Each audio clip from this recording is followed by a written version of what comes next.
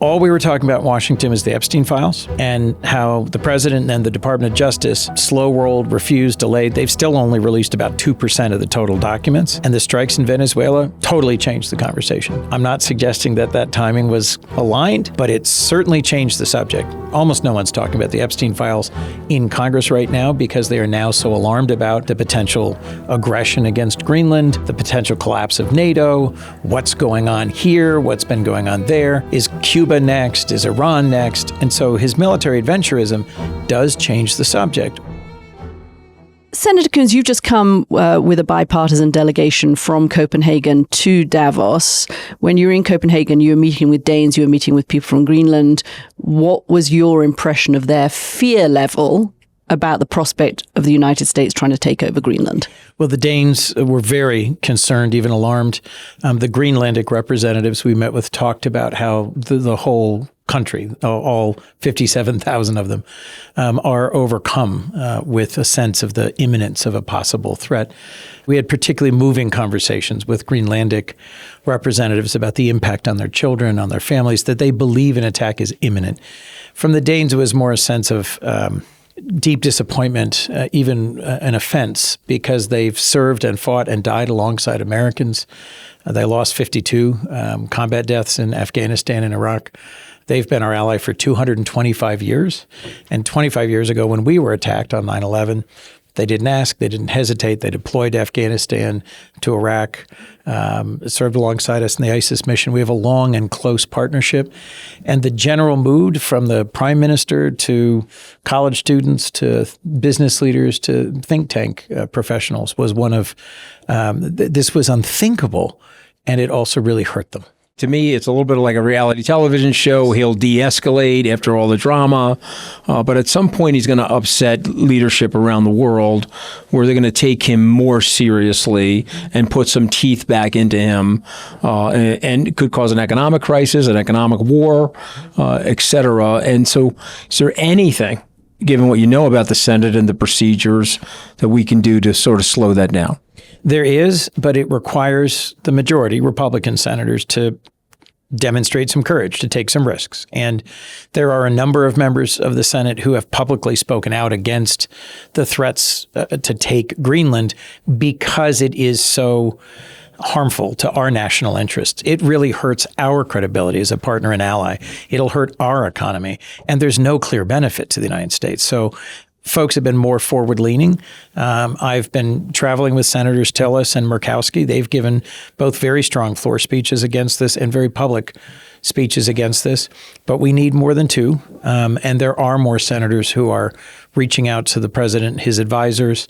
But frankly, when we didn't stand up against unqualified nominees, and when we didn't stand up against the misuse of tariffs in the first term and in the first year of the second term, we're inviting abuse of these core powers. Could Greenland be the breaking point for Republicans? A question I get asked a lot when I'm in Europe is, where is the Republican Party? I mean, I actually get asked, where is the Democratic Party too? Sure. But where is the Republican Party and what would make them stand up to Donald Trump? Are you suggesting that Greenland could be the answer to that? This is wildly unpopular.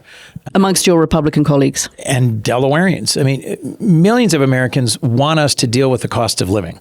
That's one of their top issues, is the cost of groceries and health care and housing, and we're not doing anything on that.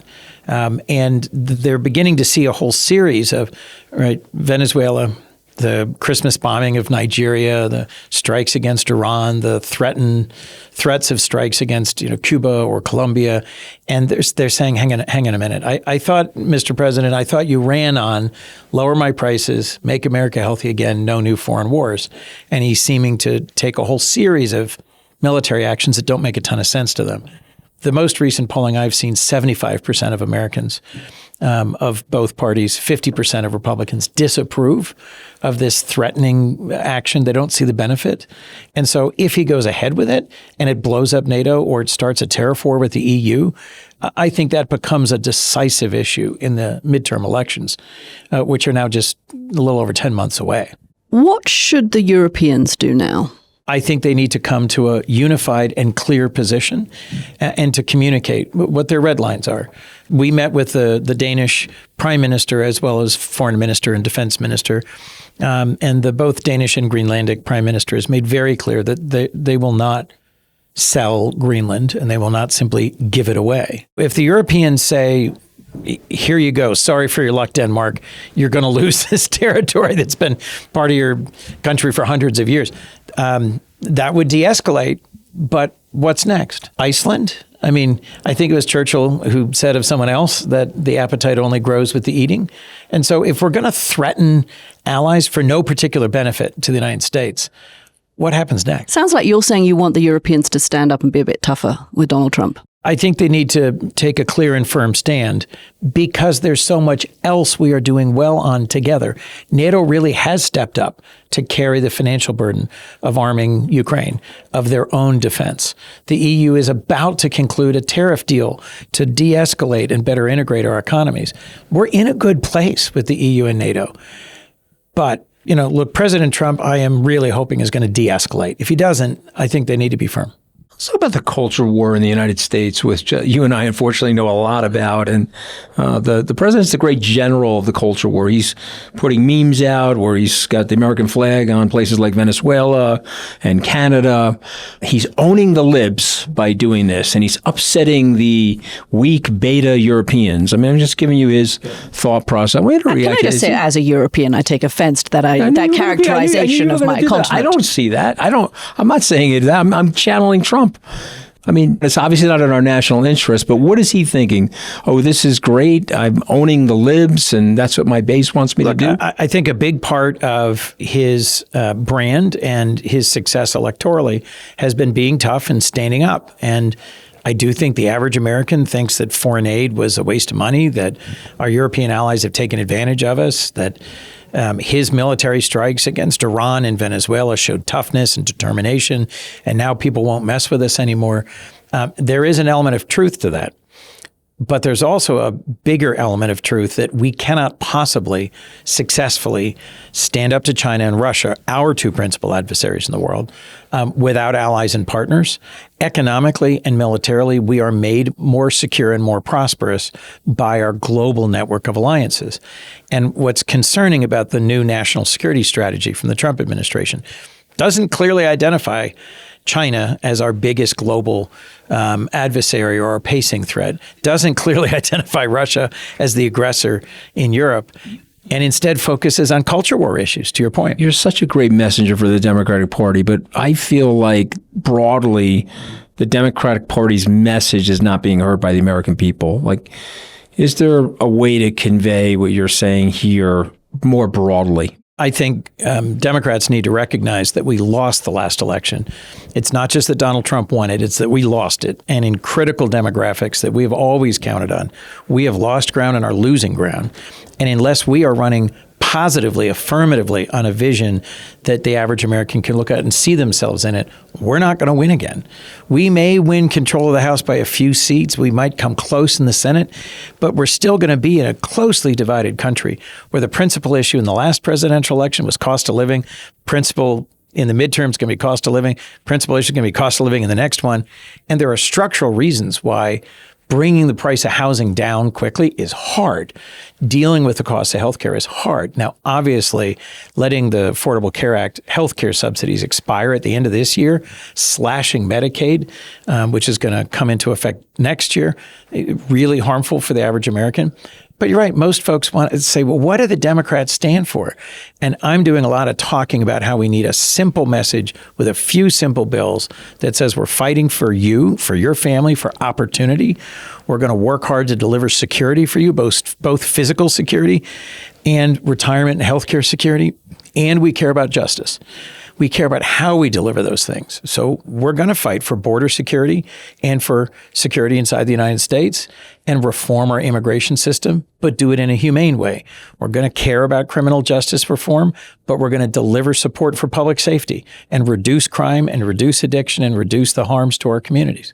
We had a meeting earlier, the three of us, with a group of European executives. And one of the things I thought was really interesting that they were asking you is, where is the system and why is the American system not being able to stand against the excesses of this administration more effectively? And you pointed out something that I think many people here aren't aware of, which is how much has been done by Democrats around the country actually to try to constrain the president. And I think that'd be a useful thing in a world in which Donald Trump just sucks up so much oxygen and gets all of the attention. There are things that are happening to contain him that aren't getting so much attention. Tell us about that. In federal court, there have been 500 cases filed against the actions of the Trump administration. DOJ, shutting down, canceling, defunding, legally authorized, statutorily authorized, and appropriated activities of the federal government. Democratic attorneys general and organizations that have challenged Trump's actions have won 75% of those cases. And they've had significant consequences. But you're right, because President Trump is a reality TV master who, keeps it on a cliffhanger and, but look over here next. He announces with great fanfare, we're cutting this or we're canceling this or we're shutting this down. And then there's a lawsuit. And then 3 months later, he loses. And then the money is restored or the program is restarted quietly. Now, with DOJ, he produced a lot of chaos and not a lot of savings, a lot of harm to our reputation around the world, a lot of harm to the hundreds of thousands of people who either retired from the federal government or were fired or whose organizations were shut down. Or the people who use those federal government services who aren't getting as good services now. Whether it's the VA or Social Security. But now Democrats have to say, what happened? What's our plan? How would we have done it better? And how will we do it better going forward? We can't just spend all our time talking about Donald Trump. That feeds into this sense of frenzy and nothing is happening if all I do is breathlessly attack him. I got to tell you what I'm for and what I'm willing to do. More military adventurism ahead? Look, the more President Trump is successful with quick, sharp, targeted military strikes and does not get American troops involved into long-term conflicts, I think the more he will use that tool, both to distract and to advance his sense of American power. All we were talking about in Washington is the Epstein files and how the president and the Department of Justice slow-rolled, refused, delayed. They've still only released about 2% of the total documents. And the strikes in Venezuela totally changed the conversation. I'm not suggesting that that timing was aligned, but it certainly changed the subject. Almost no one's talking about the Epstein files in Congress right now because they are now so alarmed about the potential aggression against Greenland, the potential collapse of NATO, what's going on here, what's been going on there. Is Cuba next? Is Iran next? And so his military adventurism does change the subject when there's something inconvenient, like the expiration of the Affordable Care Act health subsidies, which happened right at the end of the year, right when there was a significant uptick in threats to strike Iran. The president encouraged protesters in Iran. They had huge nationwide protests. And he said, help is on the way. We're locked and loaded. We're ready. And then he stepped it back. That's partly because the relevant assets to carry out strikes in Iran were elsewhere. He wasn't prepared. They're largely deployed in the Southern Caribbean and the Western Pacific. You can't just carry out endless military adventures. We do have the world's most powerful and capable military, but it is not limitless. And so there are costs to this, both operationally, financially, and in terms of our reputation. And the adventurism is the part that concerns me the most, because as we lose allies and as we lose legitimacy, we lose power. Let me put on my anxious European hat, and it's a question I get asked a lot when I'm here, which is, how can we ever, as Europeans, as allies, have confidence in the United States again? It's going to be difficult. It will likely be the work of the rest of my life, should I be reelected in the Senate, to try and rebuild. But we're going to have to reconfigure a lot of what has been the military alliance that's kept the peace for 75 years and the economic partnership that has made Europe and the United States prosperous. And if the next couple of years produces a fundamental shift where NATO collapses and no longer exists, the consequences for our bases, for our ability to project power, for our security will be dramatic.